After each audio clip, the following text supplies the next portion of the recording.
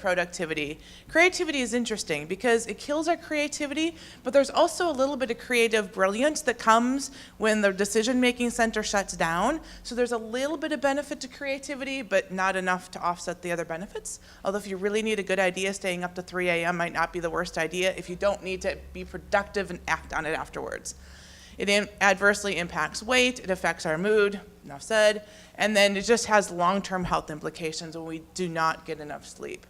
So what I want to focus on today really is getting into the what you can do about it, because that's the most important part for me, is to be able to act. That's my philosophy with every client I work with, every one of my life hacking events is like, how can I walk out of the room and apply it today? That's what I care about. So the way to understand, or a way to understand sleep, and a method that, to give you kind of a framework to work from, is this idea that we have these two different hormones that really kind of control sleep. It's not that simple, but this is a good framework to start with. We have cortisol, which you've probably all heard of, and then we have melatonin, which you've likely all already heard of. So most of us know cortisol as the stress hormone. It's that thing that, keeps us up at night. You've heard about cortisol makes us fat. Well, it also has, and so cortisol is evil, evil, evil, evil, except that it's not. We actually have to have cortisol. It's responsible for waking us up in the morning. So if you look here at the chart, you can see the orange graph. It's a 2-day chart of our cortisol rhythms, is the orange one. So you see here, cortisol, it spikes in the morning around 6 a.m., and then it comes down through the course of the day. And so we need to have nice low cortisol levels to go to sleep. And then it comes back up overnight. It's what wakes us up in the morning, et cetera, et cetera, et cetera. Conversely, we've got melatonin. Melatonin is kind of the antagonist to cortisol, if you will, in this scenario. Melatonin is what we heard of. It's the hormone that we need to go to sleep. So melatonin works on an opposite cycle. Around the morning, it's the lowest, and then it starts climbing around dinner time, and then it goes all the way up till about midnight where it peaks, and it comes down in the peaks and valleys. So the only reason I'm showing you this is because I want you to think as we go forward talking about all these different hacks. The reason that we're doing each of these is because I'm trying to influence either your cortisol level or your melatonin level so that we can kind of readjust our body to get into those rhythms. So there's probably going to be 7 or 8 different hacks that we're going to walk through today. And so as you go through, think about which, I'm going to ask you at the end to pick 2 that you aren't doing, and then apply those. That's going to be your 30-day challenge, to apply 2 of the ones that you're not doing and see how much better you feel at the end of 30 days. So in general, we have about 3 sort of general pathways to manage those hormones.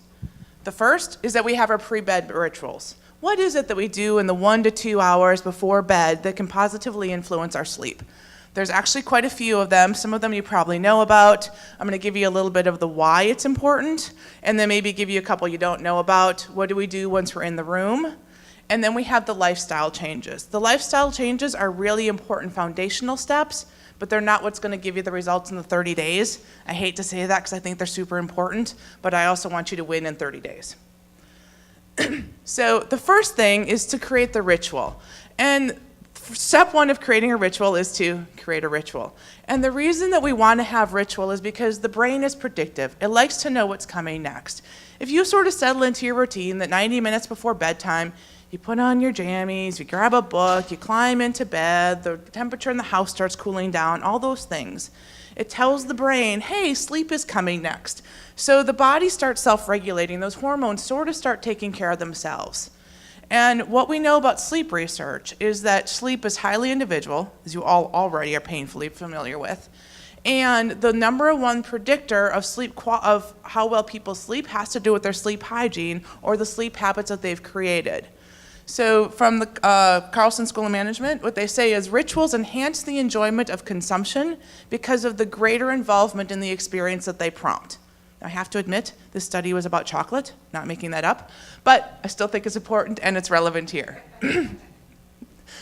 So one of the best things that you could ever do to affect your sleep quality is get some of these amber colored glasses. Not only do you get to look like Bono, and who wouldn't want to look like Bono, but you end up helping help block out the light waves that suppress your melatonin. So what they found is, we already know, we've probably heard about the electronics and how they impact sleep. Well, our regular lighting does too. And because nobody is ever going to, excuse me, nobody's ever going to just go off the grid and starting at 7 p.m. stop, power off their house, we need to have some other mechanisms in place. So the slide mentions normal room light will still disrupt your sleep. So we've got these amber glasses. I've got 2 different brands here. You can get them both on Amazon. At the very end, I've got a slide that gives you a link to my website that has all of these references for you if you ever want to go back in. I'm going to mention a couple of other products throughout that will also be linked to on that website. So if you want to capture with a screenshot, write it down, whatever, but you'll also get a link to those references. So as the quote mentions, the Amber Lens group experienced significant improvement in sleep quality relative to the control group and a more positive effect. Mood also improved significantly relative to controls. If you were going to pick one hack that you're not doing and you don't mind looking for Bono a couple hours before bedtime, I would probably say start here. The next one is no electronics, which I also know you're not going to do. So that is why the Amber goggles are your best friend. But if you are going to stay on the electronics, the one thing I would say is pick something boring to do. I'm a huge Doctor Who fan, and it's not just because David Tennant is cute.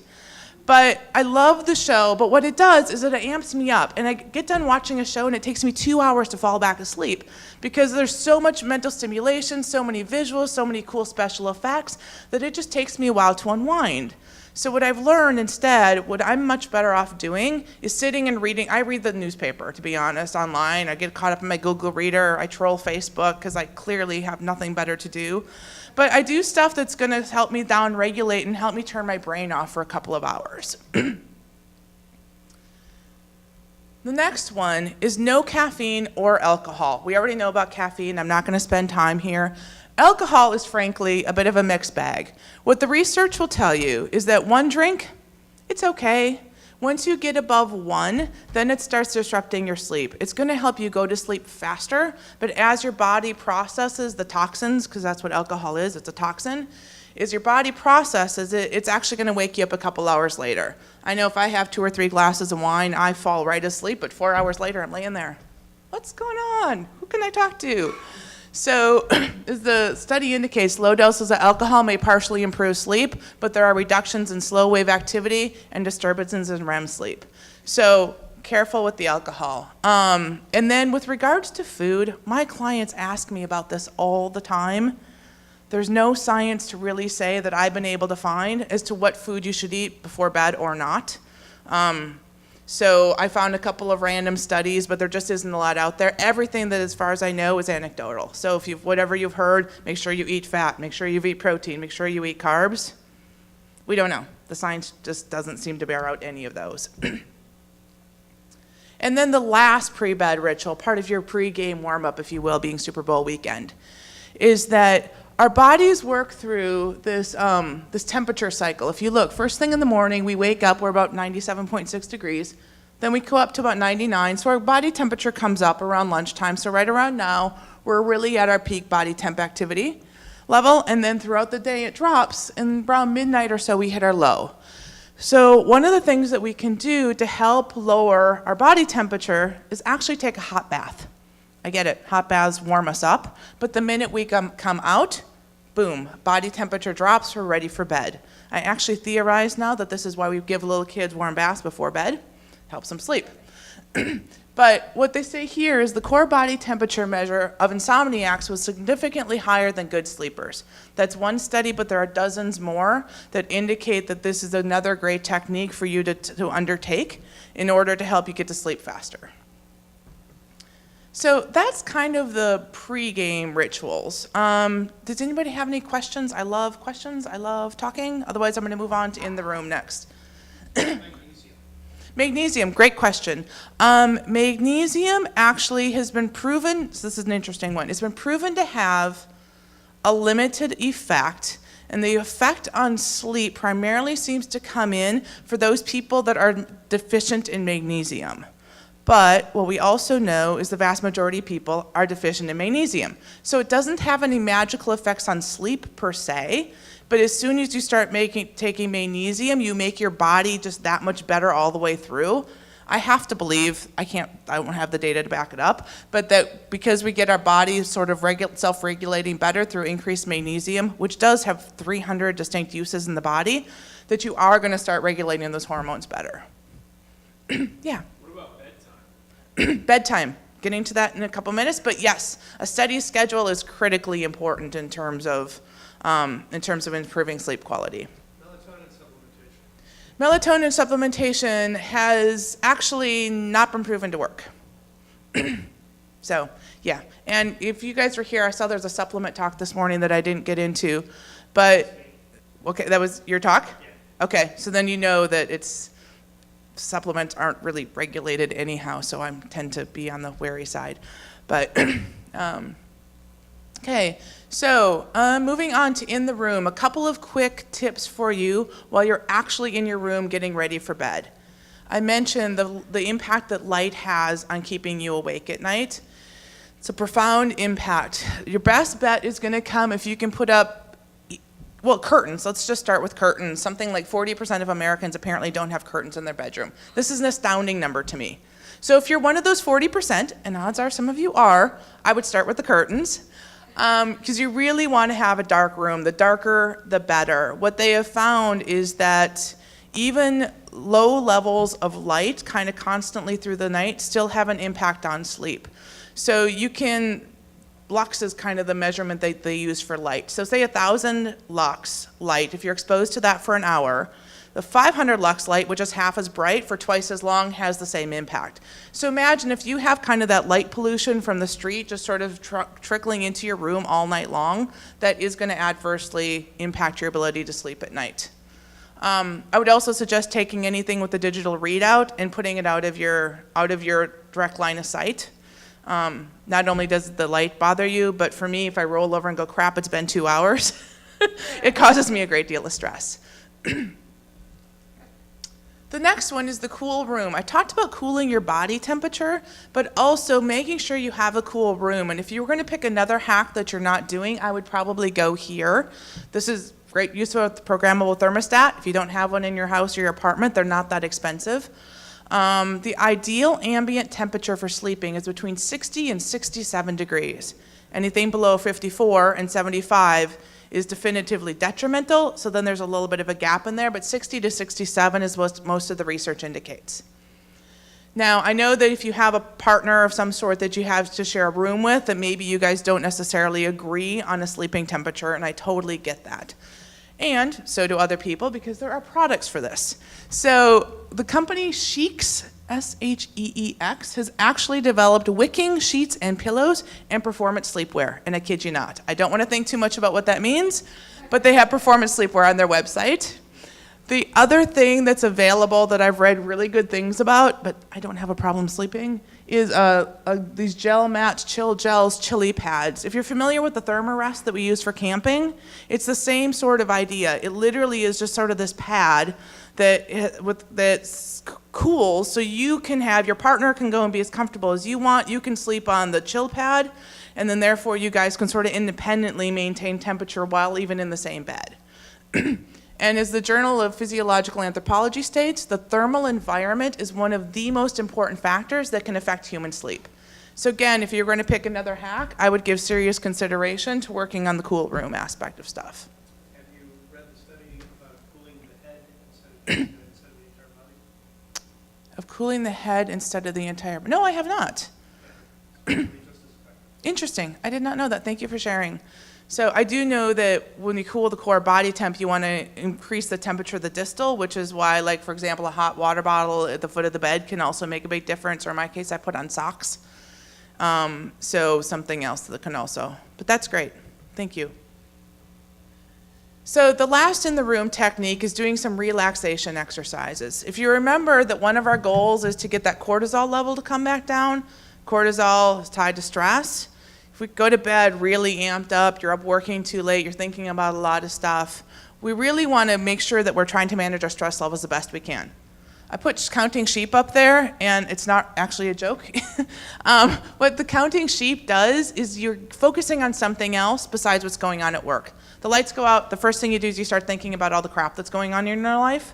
by counting sheep or some sort of breathing or some sort of focused meditation, you have to focus on that instead of the rest of your life. So that will start calming you down to help bring those cortisol levels down. The next one is head to toe muscle relaxation. Again, exactly what it sounds like.